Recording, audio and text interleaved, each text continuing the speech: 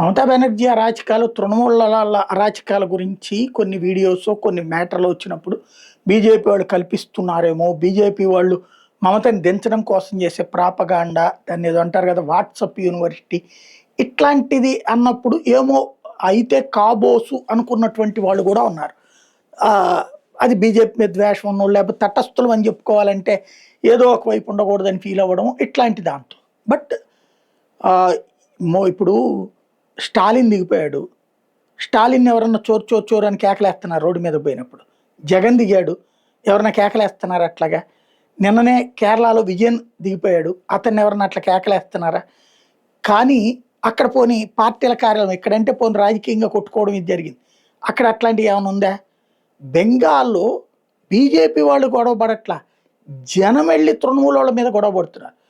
ఇప్పుడు అక్కడ కమ్యూనిస్టుల కార్యాలయాలు కమ్యూనిస్టులు తిరిగి స్వాధీనం చేసుకున్నారంటే ఏంటి? బీజేపీ ధైర్యం.